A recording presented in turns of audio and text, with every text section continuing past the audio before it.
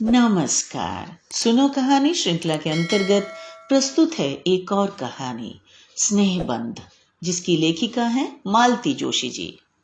माँ, ये है मीतू, मैत्रेयी। ध्रुव ने परिचय करवाया तो देखती ही रह गई। कटे बाल के नीचे एक छोटा सा चेहरा, वह भी आधा गॉगल से ढका हुआ। नेवी ब्लू रंग की जीन्स के ऊपर चटक पीले रंग का पुलोवर। उस पर बने हुए केबल्स इतने प्यारे कि कोई और होता तो पास बिठाकर पहले डिजाइन उतार लेती, बाकी बातें बाद में होती। पर ये मीतू थी। मैत्रेयी। अपनी सारी प्रतिक्रिया मन ही में समेट कर मैंने सहज स्वर में कहा, ड्राइंग रूम में चलकर बैठो तुम लोग, मैं पापा को बुला लाऊं। बच्चों के पापा हस्बे मामूल बगिया में इजी चेयर में लेटे अखबार पढ़ रहे थे। 4 पन्नों का अखबार है, लेकिन पढ़ने में सुबह से शाम कर देंगे। अपनी सारी खींच उन पर उड़ेलते हुए मैंने कहा, बहू रानी आई हैं, चलकर मुआयना कर लीजिए। बहू रानी? उन्होंने चौंक कर पूछा, फिर चश्मा उतारकर मुझे सीधे देखते हुए बोले, बहू रानी आई है तो तुम्हारा स्वर इतना तल्ख क्यों है? 1-2 नहीं, साथ रहते पूरे 28 साल हो गए हैं। मेरे स्वर का एक एक उतार चढ़ाव उन्हें कंठस्थ हो गया है। फिर भी मैंने कोई जवाब नहीं दिया और चाय बनाने के बहाने रसोई में चली गई। आधा पौने घंटे के बाद जब चाय नाश्ता सजाकर बाहर ले गई, उस समय ड्राइंग रूम कह कहों से गुलजार था। इस बीच शायद शिव भी कॉलेज से लौट आया था और उसी के किसी चुटकुले पर सब लोग ठहाके लगा रहे थे। मुझे देखते ही शिव ने आगे बढ़कर ट्रे थाम ली। ध्रुव ने मेज से सारा कबाड़ हटाकर जगह बनाई। पानी का जग और चटनी की शीशी अंदर छूट गई थी। ट्रे रखकर शिव दौड़कर दोनों चीजें ले आया। सब कुछ एकदम स्वाभाविक ढंग से ही हो रहा था। जब से सविता ससुराल गई है, बच्चे इसी तरह माँ का हाथ बटा लेते हैं। पर पता नहीं क्यों आज मुझे ये सब अच्छा नहीं लगा। थोड़ा तो सब्र किया होता इन लोगों ने। मैं भी तो देखती, मीतू नाम की ये लड़की कितनी अदब कायदा जानती है। घर की बहू बनकर आ रही है, यह तो हुआ नहीं कि खुद चलकर किचन तक आती, झूठ मूठी सही मदद के लिए पूछती। बस लाड साहब की तरह बाहर बैठी रही। लड़के बेचारे बैरों की तरह दौड़ धूप कर रहे हैं। नाश्ते के लिए गरम समोसे बना लिए थे, सूजी के लड्डू और घर का बना चिड़वा भी साथ था। हाय माँ, आपने ये सब घर पर बनाया है? मीता किलक कर बोली, मैं तो विश्वास नहीं कर सकती, रोज इतना भारी नाश्ता देती हैं आप, तभी आपके दोनों सुपुत्र मोटूमल हो रहे हैं। हमें नजर मत लगाओ, ध्रुव ने टोका। माँ की जीवन भर की साधना है हमारे पीछे। जानती हैं मीता जी, शिव ने कृत्रिम गंभीरता ओढ़कर कहा, माँ ने हमको खिला पिलाकर ऐसा तैयार कर दिया है कि अब कैसी भी कर्कश बीवी मिले हम निपट लेंगे, मैदान छोड़कर भागेंगे नहीं। कमरा एक बार फिर हंसी में डूब गया। मुझे लेकिन बड़ा ताव आ रहा था। मेरे बच्चों को मोटूमल कहने का हक इसे किसने दिया? अभी तो घर में आई भी नहीं और रौब झाड़ने लगी। वाह, ये भी कोई बात हुई? तुम्हारे माँ बाप ने तुम्हें नहीं खिलाया तो हम क्या करें? तुम अपने राज में डबल रोटी खिला खिला कर इसे दुबला कर लेना बस। चलो माँ, मैंने अपनी तंद्रा से चौंक कर देखा। सब लोग उठ खड़े हुए थे। मीता नमस्ते कर रही थी, फिर वह चली गई। दरवाजे तक छोड़कर हम लोग लौट आए। ध्रुव उसे घर तक छोड़ने चला गया। पहली बार आई थी। बच्चों के पापा घर में आते ही शुरू हो गए, जिस तिस को तो तुम नेक बांटती फिरती हो, इसे यूं ही खाली हाथ भेज दिया। मैंने कोई जवाब नहीं दिया, खाली प्लेट प्याले समेट कर रसोई में चली गई। पहली बार आई थी तो कोई क्या करे, रीति रिवाजों का ठेका क्या हमने ही ले रखा है? वह क्या एक बार झुककर पैर नहीं छू सकती थी? एकदम ही अंग्रेज बनी जा रही थी। सारी शाम मैं रसोई में ही बनी रही। मुझे मालूम था मेरी प्रतिक्रिया जानने को सब उत्सुक होंगे, पर मैंने किसी को हवा नहीं लगने दी। शिव 1-2 बार आकर मंडरा गया, पर मैं व्यस्त होने का दिखावा करती रही। रात खाने की मेज पर भी एक अव्यक्त तनाव था। बच्चों के पापा ने 1-2 चुटकुले सुनाकर उसे तोड़ने की कोशिश भी की, पर बात कुछ बनी नहीं। खाने के बाद भी काम कहाँ खत्म होता है? सारे दरवाजे खिड़कियां मुझे ही देखने होते हैं। घर भर की बत्तियां बुझानी होती हैं, टंकी में पाइप छोड़ना होता है, दूध दही के बर्तनों को जाली की अलमारी में रखना होता है, आंगन में सूखते कपड़े उतारने होते हैं। एक एक काम निपटाती जा रही थी कि देखा, ध्रुव पास आकर खड़ा हो गया है। माँ, उसने कांपते हुए स्वर में पुकारा। क्या है? तौलिए को तहाते हुए मैंने पूछा। तुम्हें तुम्हें मीता कैसी लगी? मेरे लगने का क्या है, तुम्हें पसंद आनी चाहिए बस। नहीं माँ, तुम्हारी पसंद बहुत जरूरी है, तुम्हारी और पापा की। शाम से मन में जो अंधड़ उठ रहा था ध्रुव के प्रश्न से तीव्र हो उठा। तुमने जवाब नहीं दिया माँ। अच्छा ये बताओ, क्या उसे पता था कि तुम उसे कहाँ ले जा रहे हो? मैंने प्रति प्रश्न किया। हाँ, क्यों? तो क्या वह ढंग के कपड़े पहनकर नहीं आ सकती थी? कम से कम तुम उसे। मैंने कहा था माँ। फिर? वह बोली, मैं जैसी हूं वैसी ही उन्हें देख लेने दो, बेकार नाटक करने से फायदा। खैर कपड़ों को छोड़ो, वैसे कैसी लगी बताओ? ध्रुव इतनी आजीजी से पूछ रहा था कि उसका दिल दुखाते न बना। अच्छी है, मैंने अनमने ढंग से कहा और बात समाप्त कर दी। वरना सच तो यह था कि मैंने मीता को ठीक से देखा ही नहीं था। पहली ही नजर में उसका हुलिया देखा और मन खट्टा हो गया था। बहू को लेकर मन में कितनी कोमल कल्पनाएं थी, सब राख हो गई थी। गुस्सा तो अपने लाडले पर आ रहा था। प्रेम करते समय इन लोगों की अक्ल क्या घास चरने चली जाती है? कैसे प्यारे प्यारे रिश्ते आ रहे थे, पर तकदीर में तो यह सर्कस सुंदरी लिखी थी ना। एक सांस भरकर रह गई मैं। एक बार हम लोगों की स्वीकृति की मोहर लगने भर की देर थी, फिर तो सारे काम फटाफट और कायदे से होते चले गए। मीता के पिताजी स्वयं घर आए और उन्होंने औपचारिक रूप से रिश्ते की पहल की। मीता को अपनी बहू बना लेने के लिए करबद्ध निवेदन किया। उन्होंने बताया कि पत्नी की मृत्यु के बाद उनके बच्चे अक्सर हॉस्टल में ही पले हैं। वे भी हमेशा टूर पर ही बने रहे।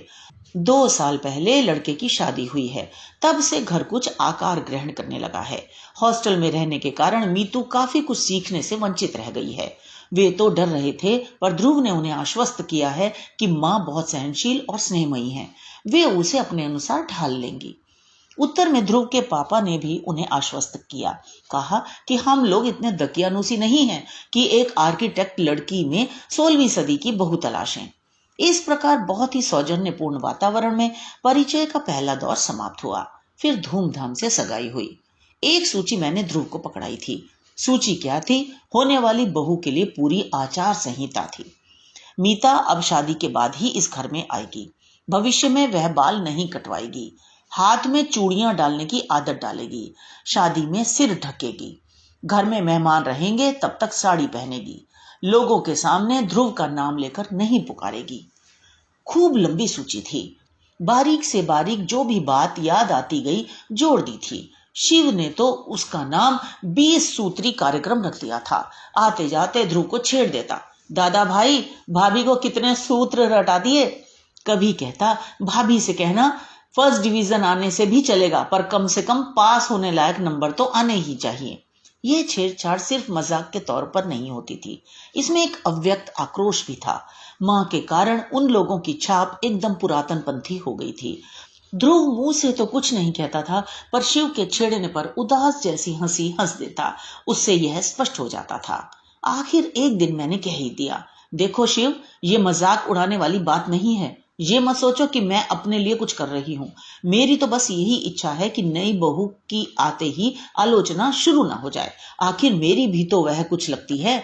और तुम तो जानते हो, शादियों में कुछ लोग आते ही इसी मकसद से हैं कि नुक्स निकालें और आलोचना शुरू कर दें। बच्चे इसके बाद चुप हो गए थे। वैसे मैंने एकदम गलत भी नहीं कहा था। शादी में सचमुच कुछ लोग मीन मेख निकालने वाले ही आते हैं। नई नवेली दुल्हनों को सबसे ज्यादा आलोचना झेलनी पड़ती है। झूठ क्यों बोलूं, खुद ही मैं कई बार इस अभियान में सम्मिलित हुई हूं।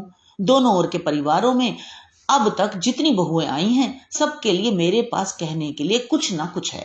सुरेश की बहू रसोई तक में चप्पलें पहनकर घूमती है। महेश की बहू 9 बजे से पहले बिस्तर नहीं छोड़ती। राजन की बहू रसोई में झांकती तक नहीं। आलोक की बहू 24 घंटे उसके नाम का जाप करती रहती है। जेठ ससुर तक का उसे होश नहीं रहता। निखिल की बहू तो और भी 30 मार है। जहां पति को 4 लोगों के बीच हंसते बोलते देखेगी, बच्चे को लद्द से लाकर गोद में पटक देगी। ये सारे नमूने मेरी आंखों के सामने थे, इसलिए मन में एक आदर्श बहू की कल्पना थी। सोचा था कि ध्रुव के लिए जो लड़की लाऊंगी वह इन सबसे अलग होगी, पर अपना सोचा अब कहाँ हो पाता है। तुम्हारी सारी शर्तों का पालन करेगी, तब तो तुम्हें वह अच्छी लगेगी ना माँ? ध्रुव ने एक दिन गले में बाहें डालकर बड़ी आशा से पूछा था। तब यही सोचकर संतोष कर लिया था कि लड़का आज भी मुझे कितना चाहता है। आसपास के वातावरण को देखते हुए यह भी कम न था। शादी हुई और खूब धूमधाम से हुई। घर की पहली शादी थी, अनगिनत मेहमान आए थे। उनमें से कईयों को निराश लौटना पड़ा। टीका टिप्पणी का एक भी मौका हाथ नहीं लगा। मैं खुद बहुत डरी हुई थी। एक तो लड़की की मां नहीं थी, करता धरता बड़ी बहन थी जो अमेरिका में ही बस गई थी। पति पत्नी दोनों डॉक्टर थे, भैया भाभी तो अभी नए ही थे। पर स्वागत सत्कार में, खान पीन में कहीं कोई त्रुटि या अव्यवस्था नहीं हो पाई थी। मीता के पापा तो बिछे जा रहे थे, पर बहन बहनोई, भैया भाभी, चाचा ताऊ सभी सौजन्य और विनम्रता की मूर्ति बने हुए थे। और जयमाला के समय जब मीता को देखा तो बस आंखें जुड़ा गईं। अपना यह रूप लावण्य इतने दिनों तक उसने कहां छिपा रखा था। लाल सुर्ख बनारसी साड़ी में लिपटी वह किसी सलोनी गुड़िया सी लग रही थी। अंतरजाति विवाह को लेकर एक शूल था मन में, वह भी जाता रहा। इसी बात को लेकर ननद रानी कोसती रही हैं। अब सर उठा के सबके सामने कह सकूंगी, भाई हमने तो लड़की का रूप गुण देखा, विद्या बुद्धि देखी और घर परिवार देखा, बस जात पात तो आजकल पूछता ही कौन है। 8-10 दिन घर में मेला सा लगा रहा। मीता जितने 2-4 दिन रही, ननदों के बीच दबी ढंकी बैठी रही, उनके बच्चों का लाड़ दुलार करती रही, रिश्ते की सास और जेठानियों की मान मनोहार करती रही। सभी लोग प्रसन्न थे और जाते समय हर कोई मुझे बधाई देता हुआ गया। शादी के बाद दोनों 8-10 दिन के लिए मसूरी घूमने चले गए थे। उनके लौटने तक मैंने सविता को रोक लिया था। सोचा ननद भौजाई थोड़े दिन साथ रह लेंगी। दूसरे दिन सुबह सुबह मैं रसोई में व्यस्त थी कि सविता पास आकर फुसफुसाई, माँ बहुरानी को तो देखो। देखा, बड़े बड़े पीले फूलों वाली मैक्सी पहनकर वह मेज लगा रही है। मैं और सविता दोनों एक दूसरे का मुंह ताक रहे थे। इस बात को कौन उठाए और कैसे? मैं तो आजकल लड़कों से खौफ खाने लगी थी, पर सविता तो उन दोनों को घास नहीं डालती थी। दंदनाती हुई बाहर चली गई और बोली, मीता रानी आज ये कौन सी पोशाक निकाल ली? घर की ड्रेस है दीदी। फिर सविता की प्रश्नार्थक दृष्टि को समझते हुए बोली, माँ का ऑर्डर था कि मेहमानों के सामने साड़ी पहननी होगी, इसलिए इतने दिन पहनती रही, पर इतना बंधा बंधा लगता है उसमें। तो हमें मेहमानों में नहीं गिनती तुम? आप तो घर की हैं, दीदी हैं अपनी। और कोई वक्त होता तो मैं इसी बात पर निहाल हो जाती, पर इस समय समस्या नजरा नाजुक थी। मैंने आगे बढ़कर कहा, बेटे घर में जब तब कोई आ निकलता है और लोग अक्सर तुम्हें देखने आ ही जाते हैं, पर माँ साड़ी पहनकर जरा भी आरामदायक नहीं लगता। काम तो कर ही नहीं सकती, बस गुड़िया की तरह बैठे रहना पड़ता है। तो अभी तुम्हारे गुड़िया की तरह सजने संवरने के ही दिन है, काम करने को तो जिंदगी पड़ी है और अभी तो मैं बैठी हूं। ठीक है, लेकिन माँ ऑफिस में तो साड़ी पहनकर जाना जरूरी नहीं है ना, मुझसे तो गाड़ी चलाते ना बनेगी। दफ्तर सलवार कमीज पहनकर जाया करना, मैंने फैसला सुना दिया। लेकिन बहू घर में आती है तो समस्या सिर्फ पहनने ओढ़ने की ही तो नहीं रहती, उसका घर भर में उन्मुक्त होकर घूमना, खिलखिलाना, दिन भर ध्रुव डार्लिंग की रट लगाना, शिव से छीना झपटी करना, भूख लगने पर नाश्ते के डिब्बे टटोलना और बात बात में गले में झूल जाना, सब कुछ आंखों में खटकने लगता। बच्चों के पापा तक को तो उसने नहीं बख्शा था। सुबह वे अखबार पढ़ते तो उनकी कुर्सी के हत्थे पर बैठकर ही पूरा अखबार पढ़ जाती। घर में रहती तब तक उनके आसपास मंडराती रहती, पापा का जाप किए जाती, उन्हें इसरार कर करके खाना खिलाती, दवाई समय पर न लेने के लिए डांटती। शाम को लौटती तो चाय का प्याला हाथ में लेकर सीधे बगिया में पहुंच जाती और छोटे से पीढ़े पर बैठकर उनसे बतियाती रहती। उस समय तो सचमुच मेरा खून जल जाता। घर में तो जो चल रहा था ठीक ही था, बाहर उसका प्रदर्शन करने की क्या जरूरत थी। आसपास के घरों में कई जोड़ी आंखें उस समय खिड़कियों पर टंग जाती थीं। हैरत तो ये थी कि बच्चों को, उनके पापा को यह सब सहज स्वाभाविक लगता था, उनके माथे पर शिकन तक नहीं आती थी। उस दिन तो हद ही हो गई। रोज की तरह हम लोग दोपहर की चाय पी रहे थे कि मीता आंधी की तरह घर में घुस आई। अरे आज इतनी जल्दी? पहले आप लोग आंखें बंद कीजिए प्लीज। बात क्या है? पहले आंखें बंद। और हमारे पलक झपकाते ही उसने दोनों के गले में एक एक फूल माला डाल दी और तालियां बजाते हुए किलकने लगी। Many many happy returns of the day, यानी ये खुशी का दिन आपके जीवन में बार बार आए। अरे बात क्या है? मैंने कहना चाहा पर एकदम मुझे याद आ गया, आज 12 दिसंबर थी, हमारी शादी की सालगिरह। दूसरी बातों में इतनी खो गई थी कि इसकी याद ही ना आई थी। मेरा चेहरा देखते ही वह मेरे गले में झूल गई। पकड़ी गई ना, आप लोगों ने सोचा होगा चुप्पी लगा जाएंगे तो सस्ते में छूट जाएंगे। ऐसा नहीं होगा पापा जी, 3-4 कड़कते नोट तैयार रखिए, हम लोगों की नीयत आज अच्छी नहीं है। तुम्हें कैसे पता चला बेटे? हमें तो याद ही नहीं रहा था, इन्होंने गदगद होते हुए पूछा। लंच के समय ध्रुव की डायरी उलट पलट रही थी, तब नजर पड़ी। उसकी तो ऐसी खबर ली है मैंने, इतनी महत्वपूर्ण बात भूल गया। ध्रुव है कहाँ? मैंने पूछा। शिव को लाने कॉलेज गया है। हमने तड़ी मारी है कि उसे पढ़ने थोड़े ही देंगे, आज तो हंगामा होगा। थोड़ी देर में वे दोनों भी आ गए। फिर तीनों ने मिलकर हम दोनों की आरती उतारी, पैर छुए और उपहार भी दिए। मेरे लिए सुंदर रेशमी साड़ी और पापा के लिए स्वेटर। उसी समय दोनों चीजों का उद्घाटन करना पड़ा। कैमरे से घर पर रंगीन तस्वीरें खींची गई। फिर सब लोग फेमस स्टूडियो गए। वहां एक ग्रुप फोटो हुआ। उस फोटो के लिए मीता पारंपरिक बहू की वेशभूषा में सजी थी और मेरे पीछे खूब अच्छे से सिर ढककर खड़ी थी। शिव बार बार उसे छेड़ रहा था। फर्स्ट शो हम लोगों ने अंगूर देखी, फिर ब्लू डायमंड में खाना खाया, क्वालिटी में आइसक्रीम और बनारसी पान वाले के यहाँ का पान खाकर घर लौटे तो रात के 11 बज रहे थे। बेहद थक गई थी मैं, पर यह थकान भी कितनी मीठी थी। बाप रे, थक गई मैं तो। इन लोगों ने सचमुच एक हंगामा कर डाला। अब इतनी उछल कूद के लायक थोड़े ही रह गए हैं हम, रात मैंने हंसते हुए कहा। पर देखा, ये चुप हैं और आग्नेय दृष्टि से मुझे घूर रहे हैं। क्या हुआ? मैंने घबरा कर पूछा। वह लड़की बेचारी माँ माँ कहकर मरी जाती है और तुम? क्यों, मैंने क्या किया है? मैंने खींचकर कहा। मन में छाई खुशी भाप बनकर उड़ने लगी थी। मुझसे क्या पूछती हो? अपने आप से पूछो कि तुमने क्या नहीं किया है। वह बेचारी बिना माँ की लड़की। बिना माँ की है तो मैं क्या करूं? मैं एकदम फट पड़ी। शाम ममता का एक सोता फूट पड़ा था, अंतस में वह जमने लगा था। बिन माँ की है तो मैं क्या करूं? यह तो बताइए, गोद में लेकर घूमूं या लोरी गाकर सुनाऊं? उन्होंने जवाब नहीं दिया और करवट बदलकर लेट गए। इतना गुस्सा आया। यह अच्छा तरीका है, जवाब देते ना बने तो बात ही खत्म कर दो। अजीब मुसीबत है। मैं बुदबुदाई। दिन भर घर में ढींगा मुश्ती चलती रहती है, छोटे बड़े का भी लिहाज नहीं रखा जाता। फिर भी मैं कुछ नहीं कहती, चुपचाप देखती रहती हूँ। फिर भी मुझे चैन नहीं है। पराई लड़की पर तो लोगों को इतनी ममता हो जाती है। साल 6 महीने में अपनी जाई घर आती है, उसका तो कभी ऐसा लाड दुलार नहीं किया। वे एकदम पलटे। उसका लाड दुलार क्या खाक करूंगा? वह तो तुम्हारे अनुशासन में पली हुई बिटिया है।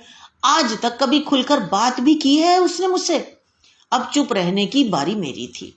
जनवरी के प्रथम सप्ताह में ध्रुव को अचानक 6 महीने के प्रशिक्षण के लिए जर्मनी जाने का आदेश मिला। घर में खुशी की लहर दौड़ गई। कितने सारे लोगों में सिर्फ उसी का चयन हुआ था। गर्व से हम लोगों के कलेजे गज गज भर के हो गए थे। जोर शोर से तैयारियां शुरू हो गई और मेरा दिल बैठने लगा। लड़का पहली बार इतनी दूर परदेश में जा रहा था और फिर नई नवेली बहू को पीछे छोड़कर जा रहा था। मीतू को भी क्यों नहीं ले जाते, घूम आएगी, इन्होंने कहा था। लेकिन मीता ने इस प्रस्ताव का विरोध किया। वह बोली, बेकार रुपए फेंकने से क्या फायदा पापा जी? ध्रुव का खर्च तो कंपनी देगी, मेरा तो हम लोगों को ही उठाना पड़ेगा। कभी अपना भी चांस आएगा, है ना शिव? वह हमेशा की तरह हंसमुख बने रहने का भरसक प्रयास करती, पर कभी कभी उसका चेहरा बेहद उदास हो आता। स्वाभाविक भी था, पर मुझे चिंता हो चली थी। आखिर मैंने एक दिन ध्रुव से कहा, बेटे, तुम्हारे लौट आने तक मीता अपने पापा के यहाँ रहे तो कैसा है? कहीं भी रह लेगी माँ, 6 महीने की तो बात है, पालक झपकते बीत जाएंगे और सब कुछ ठीक ठाक रहा तो लौटते समय 15-20 दिन के लिए उसे बुला लूंगा, घूम घाम लेंगे। उसने तो बात समाप्त कर दी थी, पर मेरी चिंता वैसे की वैसे बनी हुई थी। बच्चों के पापा का स्वास्थ्य इन दिनों कुछ ठीक नहीं था। वह यहाँ उदास बनी रहेगी तो उसका संबंध सीधे मुझसे जोड़ देंगे, इसलिए डर लग रहा था। शिव और मीता उसे छोड़ने बंबई तक गए थे। लौटकर मीता अपने पापा के यहाँ चली गई। उसकी भाभी के यहाँ लड़का हुआ था। फिर महीने भर बाद भाभी अपने पीहर चली गई तो उसने घर की देखभाल के लिए वहां रह जाना चाहा, तो हमने कोई आपत्ति नहीं की। घर एकदम सुनसान हो गया था। बच्चों के पापा ध्रुव से ज्यादा मीता को याद कर रहे थे। हर चौथे 8वें दिन समधियाने पहुंच जाते, कभी घसीट कर साथ मुझे भी ले जाते। तब समधी जी चुटकी लेते, अपने बच्चों के लिए कैसे दौड़ दौड़ कर आ जाते हैं आप, मुझ गरीब की तो कभी सुध ना ली। शिव भी अक्सर देर से घर लौटता। कभी भाभी के साथ खरीदारी करनी होती थी या कभी उन्हें फिल्म दिखानी होती थी। कभी कभार वह भी घर आ जाती, पर पहले का सा तूफान बरपा नहीं करती। हंसती खिलखिलाती, पर उसमें पहले की सी जीवंतता नहीं थी। जब वह चली जाती तो यह कहते, कहा था साथ चली जाओ, तब नहीं मानी, पैसे का मुंह देखती रही, अब मन ही मन घुल रही है। मार्च का अंतिम सप्ताह रहा होगा। एक रात इनके पेट में जोर का दर्द उठा। पता नहीं कितनी देर से तड़प रहे थे। मेरी तो अचानक नींद खुली तो देखा पेट पकड़े बैठे हैं, चेहरा सफेद पड़ गया है। क्या हुआ? मैंने घबरा कर पूछा। क्या पेट दर्द कर रहा है? इन्होंने जवाब नहीं दिया। मैं उठी, पानी गर्म किया, रुई में हींग की डली लपेटकर उसे जलाया, फिर प्लेट में अजवाइन, काला नमक, हींग और गर्म पानी लेकर इनके पास आई। वे मना करते रहे, पर जब मैं बार बार आग्रह करने लगी तो चिढ़ कर बोले, जरा बात को समझा करो, वैसा दर्द नहीं है भाई। फिर कैसा है? शिव की परीक्षा चल रही थी। पढ़कर शायद अभी अभी सोया था, पर उसे जगाना पड़ा। उतनी रात जाकर वह डॉक्टर शुक्ला को बुल्लीवाल आया। उन्होंने मुआयना किया और पूछा, ये तकलीफ कब से है आपको? जी 15-20 दिन से थोड़ा कष्ट हो रहा था। इतना ताव आया मुझे। इतने दिनों तक चुप बने रहने में क्या तुक थी? शिव बोला, माँ यह समय गुस्सा करने का नहीं है, बाद में निमट लेना, पहले उन्हें संभालो। राम राम करते वह रात बीती। सुबह भर्ती होना ही पड़ा। ऑपरेशन जरूरी था। इन्होंने पहले ही अपने आदेश सुना दिए। प्राइवेट नर्सिंग होम नहीं जाएंगे, सरकारी अस्पताल में भी प्राइवेट वार्ड नहीं लेंगे, जनरल में रहेंगे। इस ऑपरेशन के बाद नर्सिंग की बहुत जरूरत होती है। प्राइवेट वार्ड में कोई झांकता भी नहीं, 10 बार बुलाने जाना पड़ता है। उनकी बात न मानने का कोई उपाय नहीं था। खजाने की चाबी उन्हीं के पास थी। ध्रुव यहाँ होता तो बात दूसरी थी, पर अब उतनी दूर से उसे बुलाने का कोई मतलब भी न था। जनरल वार्ड में जो एक रात गुजारी है, उफ, जिंदगी भर याद रहेगी। इनकी वैसी हालत में नींद आने का कोई प्रश्न नहीं था, पर आसपास के वातावरण ने मन को इतना बोझिल कर दिया कि सुबह उठकर लगा मैं ही बीमार हूं। और दुर्गंध अब भी याद आती है तो मन पर कांटे से उगाते हैं। सुबह शिव कहीं से चाय लाया था मेरे लिए, पर घूंट भर भी गले से नहीं उतरी। 10 बजे ऑपरेशन होने को था। 9 बजे उन्हें स्ट्रेचर पर डालकर ले गए। मैं और शिव भी पीछे पीछे चल पड़े। जहां तक जाने दिया वहां तक गए। फिर मैं वहीं बैठकर इष्ट देव का जाप करने लगी। शिव बेचारा दौड़ धूप में व्यस्त हो गया। नमस्ते बहन जी। मैंने चौंक कर देखा, मीता के पापा थे। आपने तो खबर भी नहीं की, इतने बेगाने हो गए हैं हम लोग। उनके स्वर में आक्रोश था, शिकायत थी। मैं क्या जवाब देती? वो तो मीतू अभी किसी काम से गई थी, तब पड़ोसी मेहता साहब ने बताया। सब कुछ इतना अचानक हो गया, मैंने अपराधी स्वर में कहा। शिव बेचारा एकदम अकेला पड़ गया था, सारी दौड़ भाग उसी के जिम्मे थी। यही तो मैं कह रहा हूँ, उसे अकेले सारी दौड़ भाग करने की क्या जरूरत थी? हम लोग किस लिए हैं? कल को ध्रुव सुनेगा तो क्या कहेगा? उनसे तो जो भी कहेगा, मुझे तो अपनी चिंता हो गई थी। ध्रुव मुझसे क्या कहेगा? इन पर इतना ताव आ रहा था, दर्द से तड़प रहे थे, पर मजाल है जो बटुए की पकड़ जरा सी ढीली हो जाए। जनरल वार्ड में रहेंगे, वहां नर्सिंग अच्छी होती है। अब इतने बड़े आदमी को उस नर्क में ले जाऊंगी तो कैसा लगेगा? अपनी इस दुश्चिंतता में यह पूछना भी याद ना रहा कि मीता कहाँ है। 11:30 बजे उन्हें ऑपरेशन थिएटर के पास वाले कमरे में लाकर रखा गया। ऐसे हट्टे कट्टे हंसते बोलते व्यक्ति को इस तरह असहाय अवस्था में देखकर मेरी तो रुलाई फूट पड़ी। मीता के भाई नरेश मुझे सहारा देकर बाहर ले आए और वापस बेंच पर बैठा दिया। असहाय सी मैं वहां बैठी रही। 2 घंटे बाद उन्हें वार्ड में ले जाने की अनुमति मिली। ये 2 घंटे मेरे लिए 2 युग हो गए थे। वार्ड में वापसी के समय काफिला जरा बड़ा था। घर परिवार के लोग थे और स्टाफ के भी। ढेर सी शीशियां स्ट्रेचर के साथ चल रही थीं और सब लोग उन्हें उठाए हुए थे। माँ, तुम सीढ़ियों से आ जाओ, लिफ्ट में तुम्हें परेशानी होगी, शिव ने कहा तो मैं सीढ़ियों की ओर मुड़ गई। हांफती कांपती ऊपर पहुंची। तब तक स्ट्रेचर शायद वार्ड में पहुंच चुका था, क्योंकि गलियारे में उसका कहीं कोई पता नहीं था। मैं वार्ड तक पहुंची ही थी कि नरेश जी की आवाज आई, माँ जी इधर आइए। उनके पीछे चलती हुई मैं गलियारे के छोर तक पहुंची। सर्व सुविधा युक्त कमरे का दरवाजा खुला और खाली स्ट्रेचर थामे लोग बाहर निकले। यह कमरा, मैंने अस्फुट स्वर में कहा। भाभी ने आरक्षित करवाया है, मेरा असमंजस ताड़कर शिव पास आकर फुसफुसाया था। ये उसके बस की ही बात थी जी। उसके पापा गर्व से बता रहे थे। अधीक्षक से जाकर भिड़ गई, खड़े खड़े कमरे का आरक्षण करवा लिया। बहुत लड़ाकू है ये लड़की। मैंने मीता की ओर देखा, वह चुपचाप इनके पलंग के पास खड़ी थी। घर पर तो तिनका भी नहीं उठाती। नरेश बोले, यहाँ आई है तब से सफाई में जुटी है, 3 बार तो घर के चक्कर लगा आई है। ये सास जी को खुश करने के उपाय हैं, समधी जी ने स्नेह सिक्त स्वर में कहा। कमरा सचमुच धुला पुछा चमक रहा था। दोनों पलंगों पर घर की सफेद चादरें और तकिए रखे हुए थे। मेज पर सफेद मेजपोश था। अलमारी में कागज बिछे हुए थे। उसमें मेरे और इनके कुछ कपड़े तह कर रखे हुए थे। चाय, शक्कर, प्याले, प्लेटें, माचिस, कुछ भी नहीं भूली थी वह। स्नेह घर में बाल्टी, मग, तौलिया, चौकी सब व्यवस्थित ढंग से सजा हुआ था। थोड़ी देर में स्टोव की घरघराहट शुरू हुई। देखा, मीता चाय बना रही थी। माँ, चाय पी लीजिए।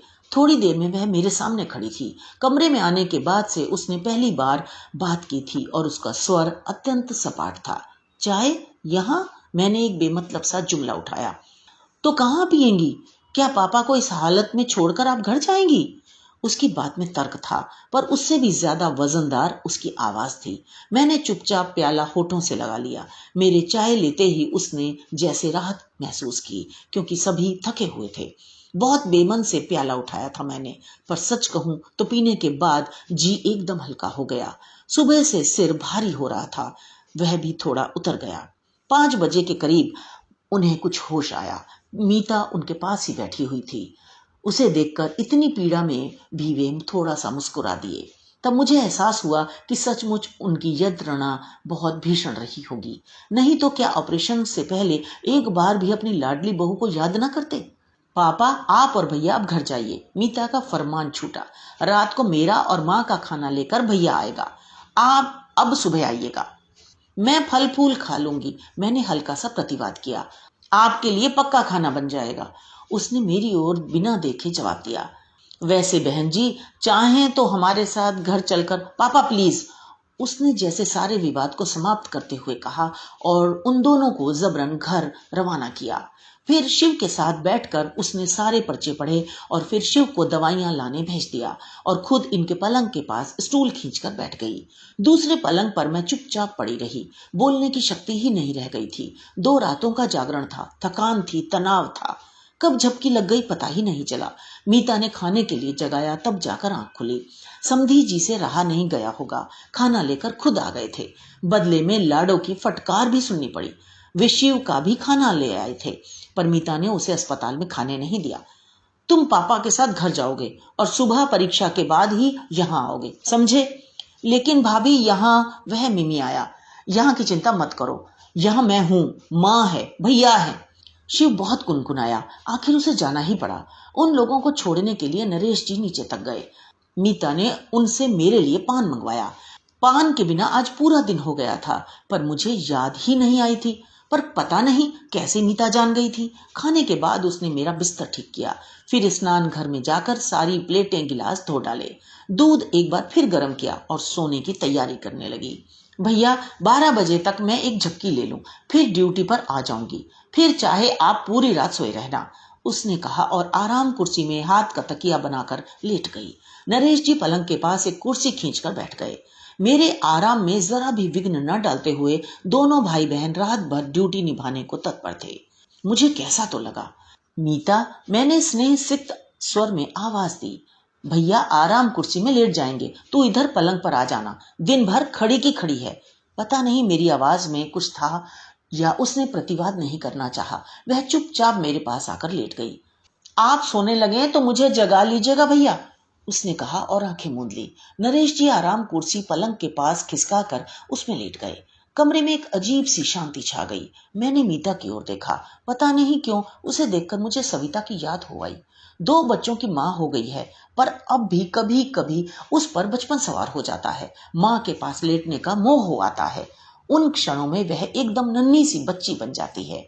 मेरे पास लेटी है ये नन्ही सी लड़की, इसका भी तो कभी कभी मन होता होगा। तब किसके आंचल में मुँह छिपाती होगी? बड़ी बहन है, वह 7 समंदर पार इतनी दूर है। भाभी तो खुद ही लड़की है अभी। वह मेरी ओर पीठ करके लेटी थी, निस्पंद। सलवार सूट उतार कर उसने नाइटी पहन ली थी। उसमें वह एकदम बच्ची सी लग रही थी। दिन भर किसी उग्र तेज से दप दप करता उसका चेहरा अब एकदम निरीह, निष्पाप, शिशु का सा लग रहा था। ममता का एक ज्वार सा उठा मन में। एकदम उसे अंक में भर लेने की इच्छा हुई, पर संकोच में मैं बस उसकी पीठ पर, बालों पर हाथ फेरती रही। अचानक उंगलियां उसकी पलकों को छू गईं। वे गीली थीं। क्या हुआ बेटे? मैंने प्यार से पूछा। वह कुछ नहीं बोली, बस जैसे रुलाई रोकने के लिए होठ सख्ती से भींच लिए। अपने पापा जी के लिए परेशान हो? पर डॉक्टर साहब तो कह रहे थे वे एकदम ठीक हैं। ऑपरेशन बहुत अच्छा हुआ है, बस 1-2 दिन में उठकर बैठ जाएंगे। यही कह रहे थे ना? कहते कहते मैं भी शंकाकुल हो उठी। वह एकदम पलटी, कुछ क्षण मुझे देखती रही, फिर मेरी छाती में मुंह छिपाकर सुबकते हुए बोली, पहले ये बताइए आपने हमें खबर क्यों नहीं की? पापा जी इतने बीमार हो गए और किसी को मेरी याद भी ना आई। यही तो अपने आप को कटघरे में खड़ा करके मैं बार बार पूछ रही थी, मुझे उसकी याद क्यों नहीं आई? अपनी बिटिया को कैसे भूल गई थी मैं? तो ये तो थी कहानी। मुझे आशा है आपको पसंद आई होगी। तो मिलते हैं अगली कहानी में। धन्यवाद।